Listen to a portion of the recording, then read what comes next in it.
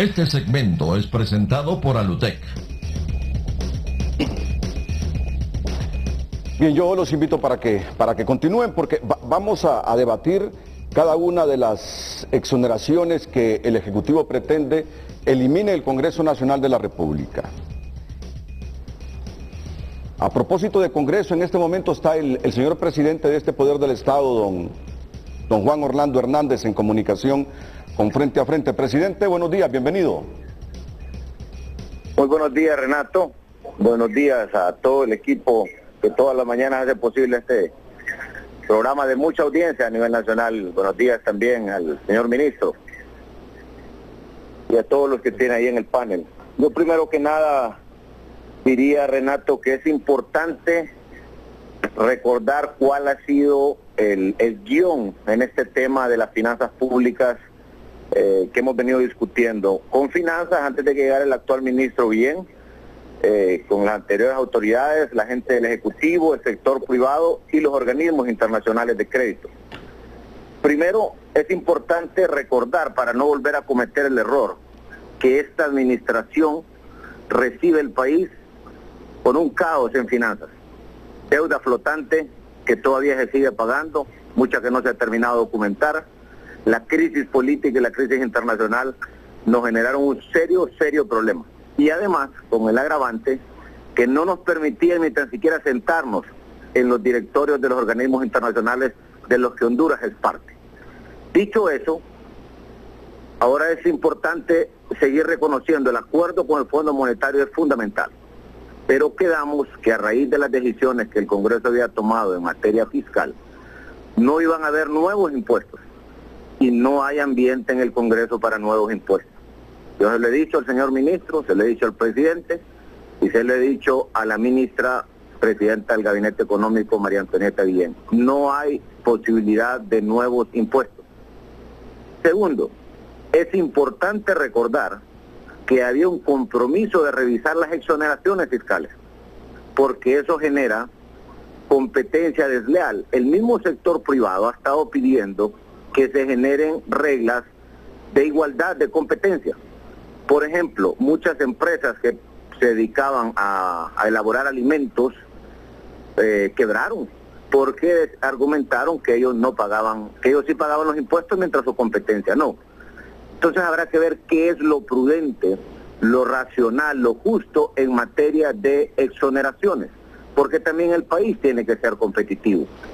Tercer punto, se quedó muy claro desde el inicio de esta administración, en el debate en el Congreso, que íbamos a luchar por mejorar los niveles de recaudación, y buena parte de eso pasa por evitar que el que no paga impuestos lo siga haciendo. O sea, las medidas anti-evasión. Cuando se aprobó el 1% en el Congreso, se aprobó bajo el entendido que era una medida para evitar que se siguieran dejando de pagar impuestos. Y se argumentó, por ejemplo, en el mundo de los supermercados, que habían empresas que pasaban 5 años y no reportaban utilidades. Consecuencia, la pregunta venía, ¿cómo podía seguir operando en el mercado si no tenía utilidades? Entonces el 1%, al declararlo inconstitucional la Corte, más que todo en cuanto a su retroactividad, los técnicos encontraron en la argumentación de la Corte suficientes elementos para crear siempre la medida anti-evasión. Esa, entre otras medidas anti-evasión, deben de ser el norte de esta discusión que nos puede llevar a consolidar el acuerdo con el Fondo Monetario. Porque ¿qué significa no llegar a un acuerdo con el Fondo Monetario? Es un desastre para el país. Pero yo sugeriría al Poder Ejecutivo que el foro que ya habían estructurado y que nos generó grandes insumos, como es el foro de donde salió el Pacto de Crecimiento con Equidad, o el Acuerdo Nacional de Crecimiento con Equidad, es el foro ideal para poder concertar estas medidas y además entender que algunas personas, algunas empresas, de repente no van a estar tan de acuerdo en que le revisen exoneraciones o le revisen o les pongan medidas anti-evasión, pero platicándolo con los demás sectores se puede llegar a acuerdos importantes. Por ejemplo, un gran acuerdo que surgió de este encuentro entre obreros, campesinos, empresarios Congreso y el Poder Ejecutivo fue consolidar el sistema de vivienda social. Hay como 8 o 10 instituciones que manejan fondos y diferentes procedimientos. Se quedó en estructurar un solo mecanismo, pero seguimos esperando en el Congreso. Señores del Ejecutivo y señoras, estamos esperando todavía ese documento. Eso le puede generar mucho empleo al país, porque va a dinamizar la economía. Pero también ya podemos ver que la plataforma de inversión que creamos en el Congreso, desde el primer año, por ejemplo, ley de empleo por hora, ya la mayoría de los locales que estaban proyectados para montar call centers en San Pedro Sula ya están ocupados todos. Vamos esta semana a finales a inaugurar el más grande de los call centers de Honduras. Además ya, por ejemplo, el parque tecnológico Altia, que tiene 2 torres de muchos pisos cada una, ya está llena, porque han estado alquilando a empresas de hondureños y extranjeros para contratar a personal bilingüe y entendida en cómputo para diseñar software y darle mantenimiento vía internet.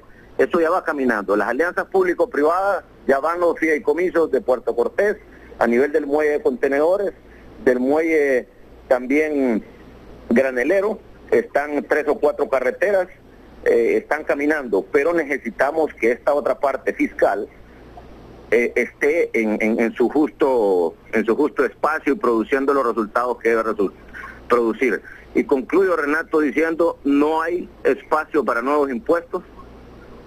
Sí hay compromiso de revisar exoneraciones y tiene que ser lo justo, lo prudente, y de igual manera el otro tema en el que se había acordado es crear las medidas anti-evasión para lograr que pague el que tiene que pagar y no le genere competencia desleal a quien está genuinamente luchando y pagando sus impuestos.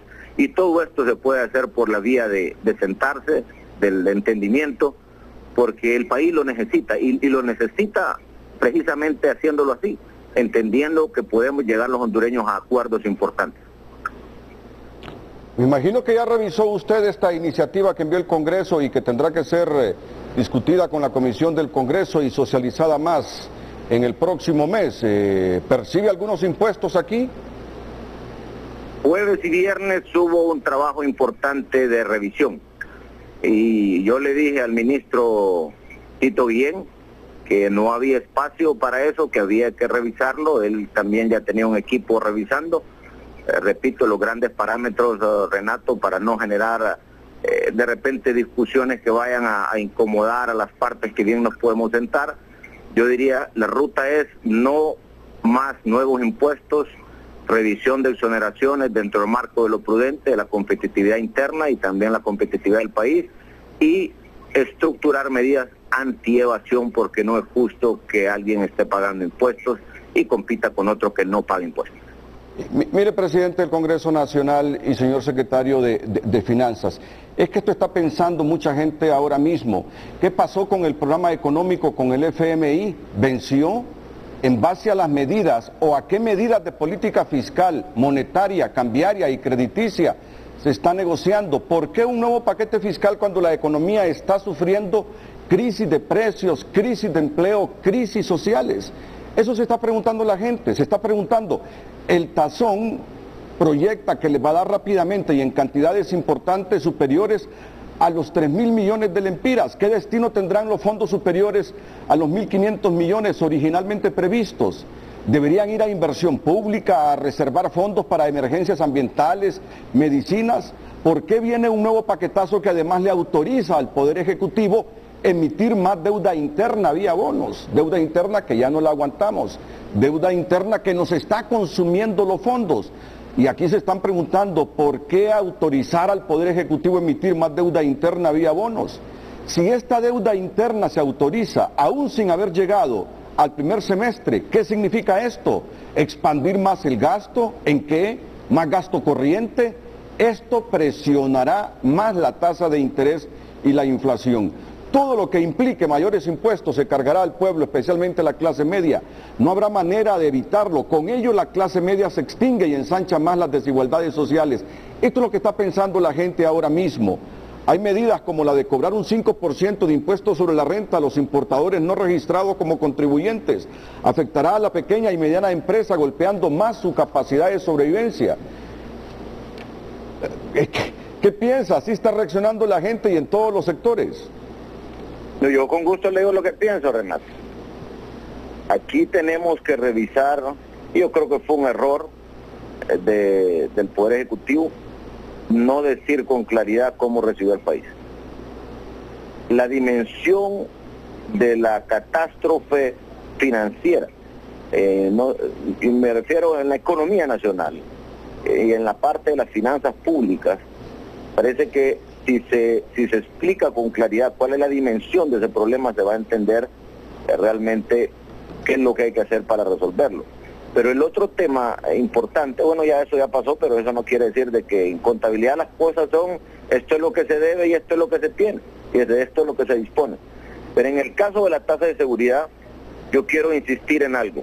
Quedó claro en la ley, yo sé que hay tendencia a tergiversar lo que realmente ocurre, por falta de precisión en haber informado adecuadamente en su momento de parte de los que tomamos esta decisión.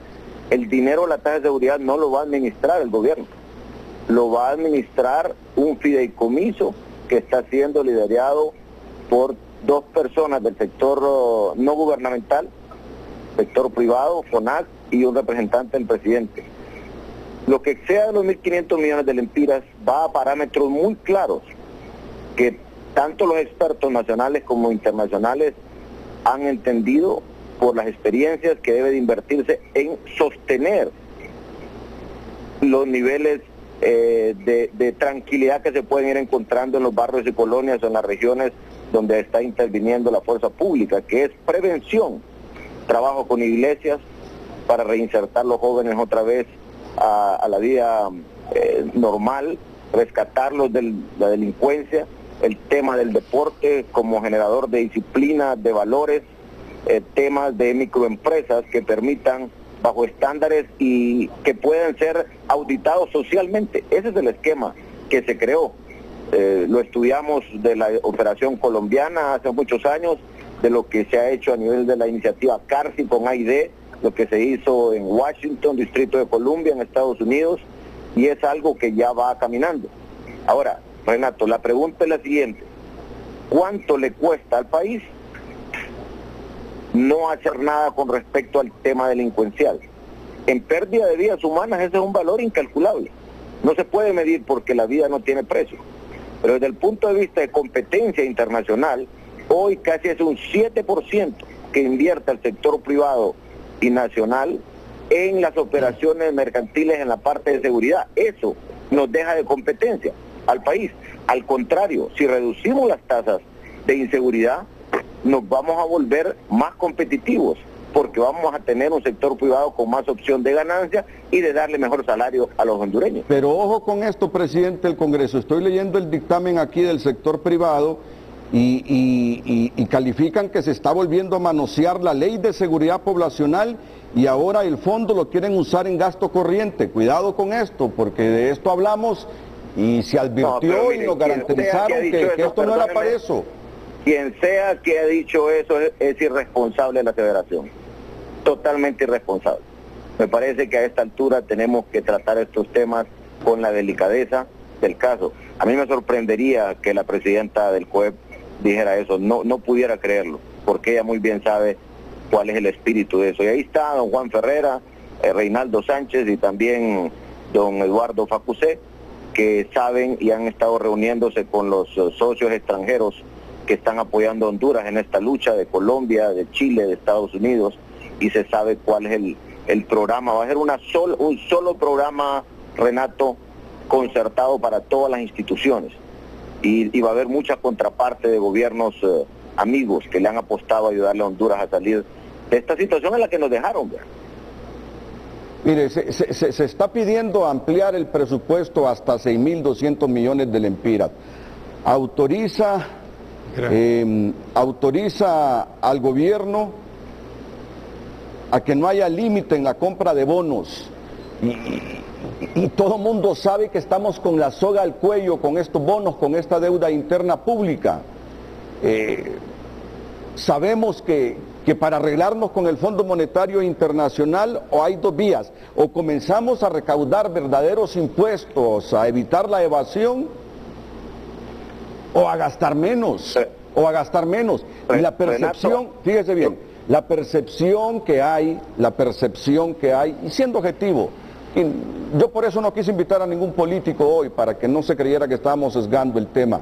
La percepción que hay es que fuera de la improvisación, de que han hecho ya varios paquetes, han revisado los presupuestos y nunca les cuadran las cuentas, es que están gastando mucho, están gastando demasiado, y entonces nunca vamos a salir de este círculo vicioso que en algún momento nos va a limitar la competitividad y van a quedar con la soga al cuello de no tener ni siquiera de dónde endeudarse, porque han como sobrepasado el techo. Eso lo dice el FOSDE. Yo le repito, para mí no va a ser objeto de discusión en el pleno ese documento que usted tiene ahí. Si mi consejo vale, le dije al ministro de Finanzas, retírelo, porque si no va a estar durmiendo el sueño de los justos, ¿sabes? Porque siendo práctico no hay ambiente para eso. Ahora, sí es importante, es fundamental revisar quiénes están pagando impuestos o no. Porque aquí también, no nos engañemos, Renato, aquí ha habido mucha desigualdad en cuanto a que cierto sector no paga impuestos, se especializan en evadir y por eso no les parecen las medidas anti-evasión. Pero el mismo sector privado, otro grupo, dice, no es justo eso. Tienen que ayudarnos a tener reglas que nos permitan una competencia leal. En consecuencia hay que revisar qué medidas anti-evasión nos pueden garantizar que el que no ha pagado impuestos lo pague.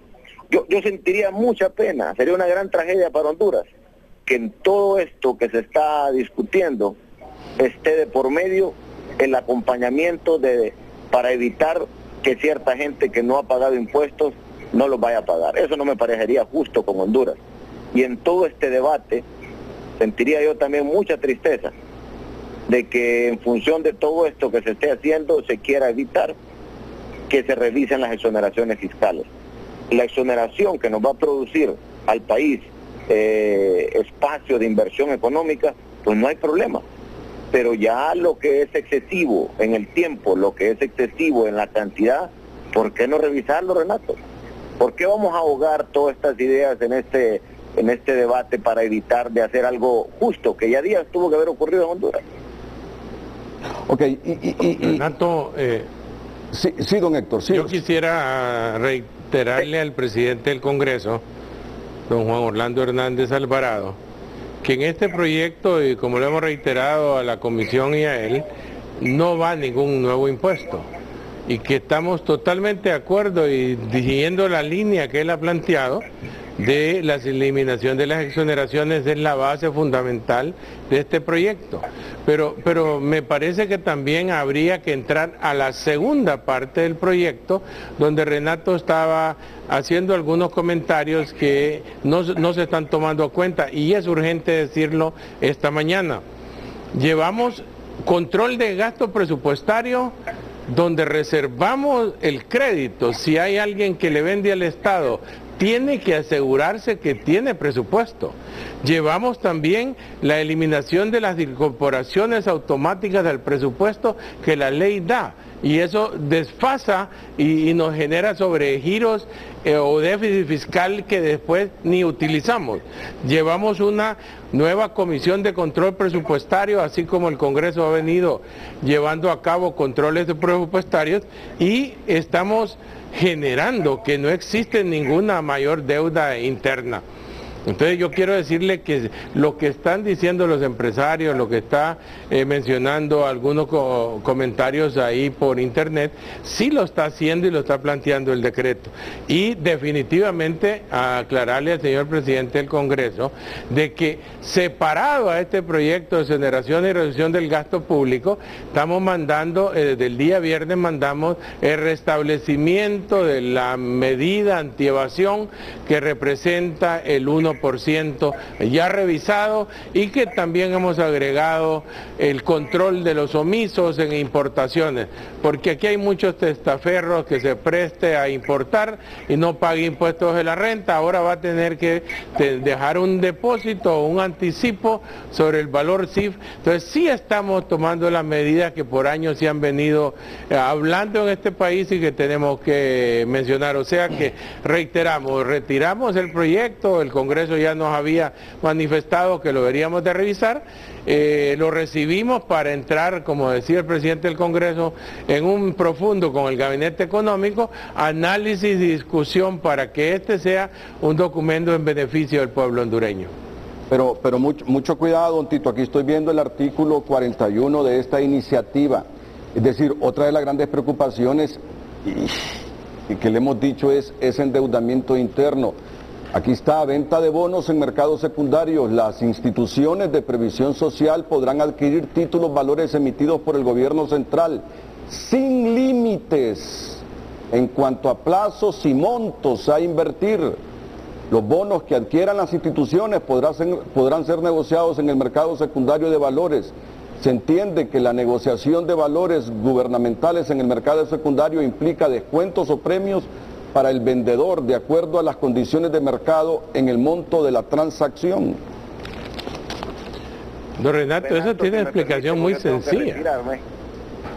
Y es que Renato, tenemos una situación de que la institución... Ya voy con usted, presidente del Congreso, sí. Sí, don Héctor.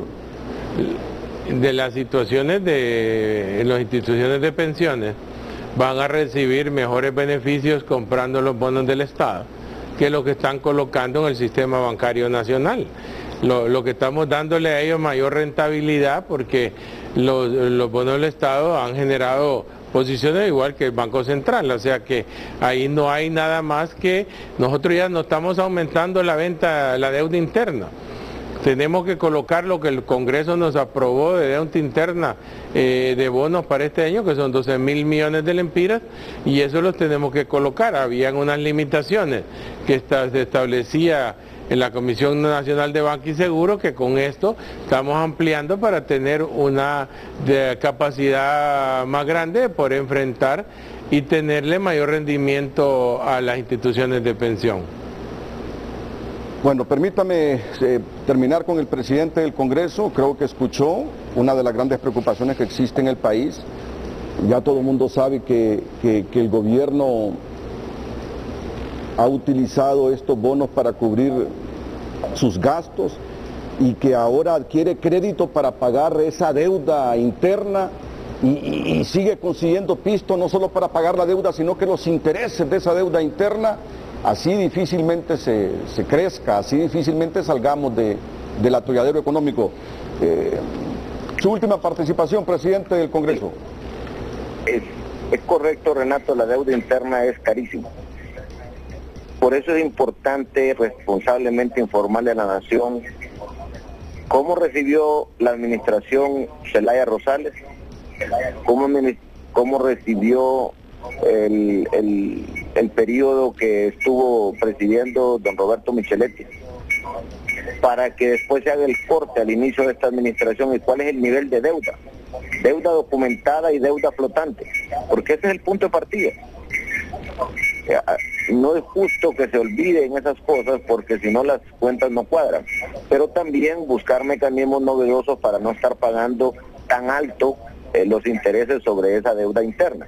Y el otro tema importante es que en el tema del 1% es una medida antievasión que, si se recogen los elementos que la misma Corte Suprema en su argumentación expuso, se puede crear un mecanismo antievasión para que el que tiene que pagar impuestos lo pague, que sería algo que ayudaría de manera importante, y seguir trabajando en otras medidas antievasión. Y finalmente, Renato, yo tengo que aprovechar para decirle al ministro de Finanzas que también hay otros compromisos pendientes de pago. Por ejemplo, se dejó en el presupuesto nacional el pago a los maestros, el aumento salarial a los maestros, que yo estoy completamente de acuerdo en que se le pague al maestro y se le aumente al maestro, que hace 3 años no se le aumenta, pero al maestro que está cumpliendo, que es su gran mayoría. que está yendo a trabajar ahora y que le está apostando a este nuevo modelo educativo, y esperar también cuáles son los resultados de la Ley Fundamental de Educación al ir depurando el sistema de pago de docentes que, como lo dijimos en su momento en el debate de la Ley Fundamental de Educación, ese sistema administrativo de docentes tenía serios problemas y que prácticamente era una mafia la que estaba instalada entre finanzas, educación y también cierto sector de docentes. Yo se lo repito al ministro porque él acaba de asumir, es importante hacer esa revisión pronta, pero al maestro que esté trabajando hay que pagarle su aumento. Presidente, muchas gracias, Renato. Presidente, antes que se vaya, porque y porque también quiero ver esto de las exoneraciones así directamente con don Héctor Guillén. Este fin de semana uno ha captado la percepción que tiene la gente. La gente se pregunta, y todo el dinero fuera de los 1.500 millones de lempiras del fideicomiso por el tazón de seguridad, ¿para qué quieren más dinero?, se pregunta la gente. Van a recaudar, fuera de los 1.500 millones que nos dijeron, van a utilizar en seguridad, van a recaudar más. Y todo ese dinero, ¿por qué no lo utilizan en las otras cosas que pretenden hacer? Mire, yo se lo digo con toda franqueza. La percepción en la gente, y se lo digo con todo respeto, es que están tratando de conseguir más dinero en función de objetivos políticos, de gastar en función de objetivos políticos. Esa es la percepción de la gente. En todo caso, ustedes son los llamados a explicar todas esas cosas que las personas dicen en la calle. Intelectuales, no intelectuales, Renato, académicos, no académicos, Renato, ¿para qué quieren más dinero? Si me permite. La vida nos va a juzgar a nosotros y la historia. Si fuimos los que enfrentamos este tema delicado de la inseguridad, arriesgando, no solamente políticamente, sino arriesgando la vida nuestra y la vida de las personas cercanas a nosotros. Y lo hemos hecho con determinación, ¿sabe por qué? Porque no es justo que el país siga viviendo en esta ola delincuencial en la que nos lo entregaron. Que va a haber gente coludida para que no se genere el clima de seguridad, de paz y tranquilidad que el país requiere, es cierto. Y todos sabemos que ahí van a estar. Y van a estar conspirando contra eso. Que va a haber un grupo de empresarios que legítimamente puede estar desinformados, lo entiendo. Y a todos, y a todo el pueblo hondureño hay que explicarle con claridad lo siguiente.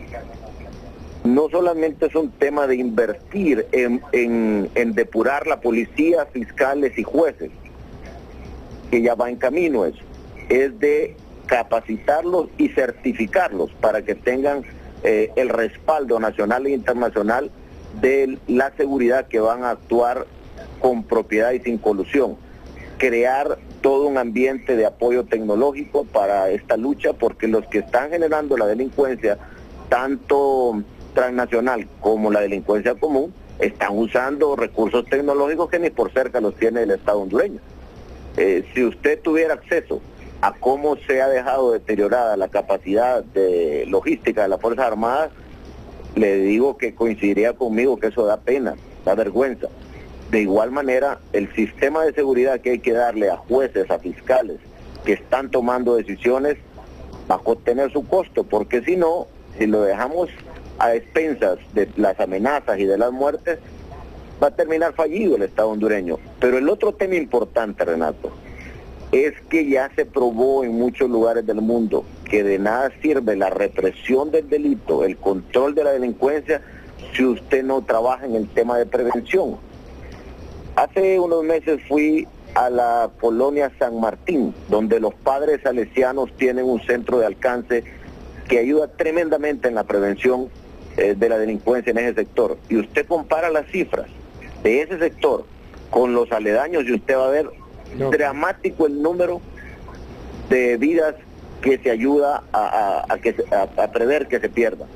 Centros de alcance con cárcel, el tema del alumbrado público para recuperarlo, porque donde no hay energía eléctrica en los postes en la noche, seguro que ahí están asaltando a la gente.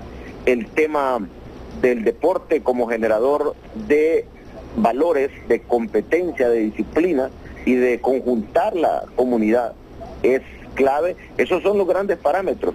Y yo diría, la gente nos va a juzgar en función de cómo se va a invertir eso. Y no somos nosotros los que lo estamos manejando. Es el fideicomiso, tanto del sector privado y el otro del FONAC, más el otro fideicomiso social que ahí le puede dar información el ministro de Finanzas. Bueno, que no lo han Nosotros creado, nos por cierto, fideicomiso que no lo han creado.